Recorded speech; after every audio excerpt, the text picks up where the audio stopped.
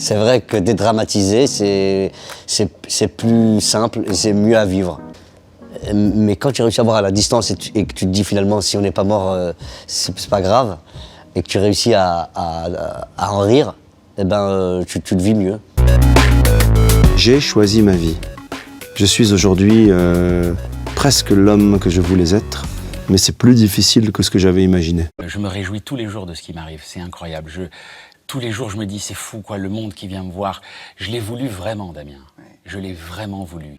Vous savez, quand vous êtes assis par terre ou sur le trottoir, comme il m'est arrivé à Casablanca avec des amis, et que cet ami est resté est chômeur aujourd'hui, il faut le dire, et que moi, ma foi, alors pour lui, ça fait bizarre parce que il est parti, mais il était là.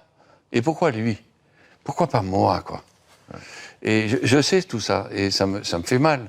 Mais c'est encore une fois le prix à payer. Ouais. Vous avez connu la galère. Hein. Avant le succès planétaire, vous avez eu la vraie galère. Ouais, du café au lait matin, midi et soir. Ouais. Ouais, je travaillais comme vendeur avenue de l'Opéra à Paris, dans une parfumerie. Et on n'avait pas d'argent. On habitait une chambre de bonne avec un copain du service militaire. Et on avait du café au lait. Ouais. Rien n'était impossible derrière. Tu pètes un câble. La vie de même, là, alors là, poteau, cherche pas, c'est la boule à facettes dans ma tête. Vous êtes un homme heureux, c'est l'impression que vous dégagez, c'est vrai? Ce n'est pas qu'une impression, je suis heureux. Je vis avec ça dans le ventre, ouais. Vous me disiez tout à l'heure, il faut savoir aussi écarter ce qui ne va pas, c'est votre logique? Oui, peut-être que c'est ça ma recette, c'est d'occulter tout le négatif et les choses qui peuvent me déranger ou m'envoyer dans une gamberge un peu trop noire. De voir qu'avec tout ce qu'ils ont vécu, tout ce qu'ils ont eu comme succès, leur âge aussi, d'être aussi curieux tout le temps, de s'intéresser à tout et n'importe quoi, c'est des bons exemples. Et c'est de se sortir de toutes les questions qui disent « ça risque de ne pas marcher ». Parce que c'est vrai, ça risque de ne pas marcher. Ne faites pas les choses pour que ça marche.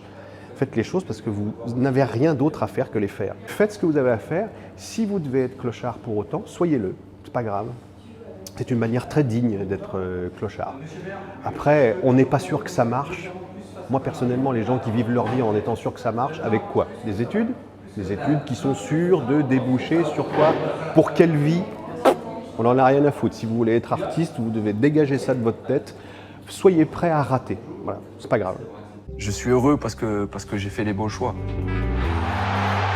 7 trophées, c'est ça? Mais en si peu de temps, comment c'est possible?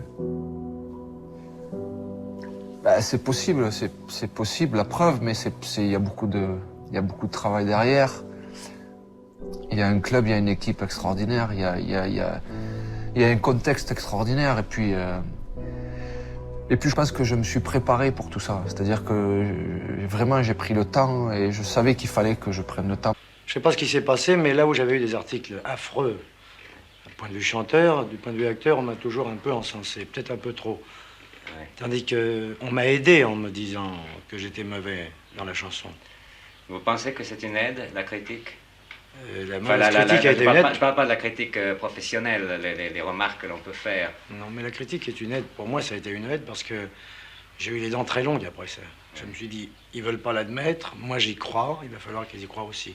Mais comment est-ce que vous pouvez concilier le fait que vous êtes orgueilleux, comme vous l'avez dit, et d'accepter les conseils que l'on peut vous donner? C'est pas les conseils que je prenais, c'est la rage que je prenais. Oui.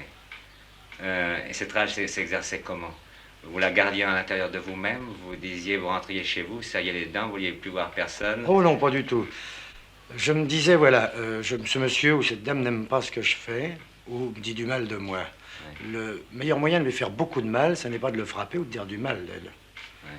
C'est de faire quelque chose de mieux de ce que j'ai fait jusque-là, et ça lui fera beaucoup plus de mal encore.